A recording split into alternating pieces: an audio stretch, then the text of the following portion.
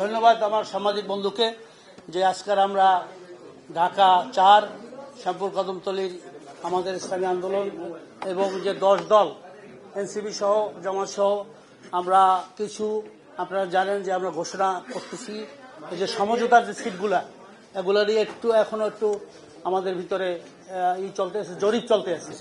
এই জরিপটা ইনশাল্লাহ এসে যাবে।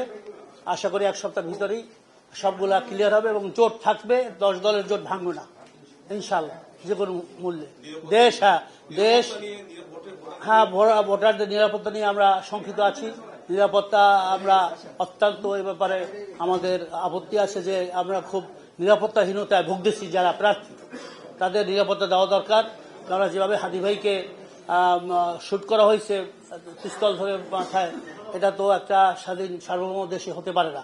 সেহেতু আমরা দেশ, মানবতা এবং ইসলাম এই তিনটার উপরে দেশ আমাদের প্রাধান্য, ইসলাম এবং মানবতার উপরে আমরা কাজ করতেছি এবং সব দল আরো দল আসতেছে, কিন্তু আমাদের সিট তো এখন আর দেওয়া সম্ভব না। এই জন্য মোটামুটি আমরা ইসলামী আন্দোলন আপনারা জানেন যে ভালো সিট যেখানে এখানে লাস্টে আমাদের যেটা হয়েছে সেটা হয়েছে যে জরিপে, নিরপেক্ষ জরিপে যেখানে যার অবস্থা ভালো তাকেই আমরা ওখানে দেবো ইনশাল্লাহ। এইটাই আমাদের। Thank you so much. আমাদের তো এখনো জরিপ চলতে আছে, ১০০ কাছাকাছি আছে, চলমান চলতে আছে।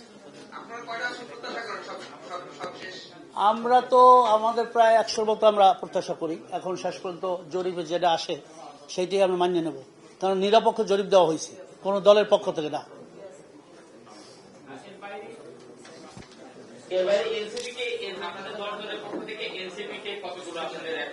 এগুলাই চলতে আছে, জরিপ চলতে আছে। আমরা তো সমঝোতার মাধ্যমে এটা তো জোটটা সমঝোতার মাধ্যমে ওয়ান বক্স ফর ইলেকশন এইতে আমরা আছি। সেহেতু আশা করি ইনশাল্লাহ আমাদের সমঝোতা থাকবে এবং সমঝোতা আমরা করে আমাদের ভিতরে বিরোধ নাই। আমরা ইনশাল্লাহ জাতিকে একটা সুন্দর রাষ্ট্র, কল্যাণ রাষ্ট্র উপহার দিতে চাই।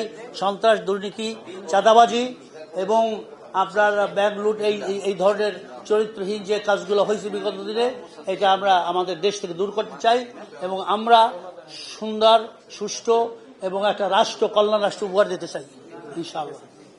ধন্যবাদ। সৈয়দ মোহাম্মদ মুসাদ্দিক বিল্লাহ আল মাদানী, ইসলামী ঢাকা ৪ ইসলামী আন্দোলনের সিনিয়র প্রেসিডেন্ট মেম্বার।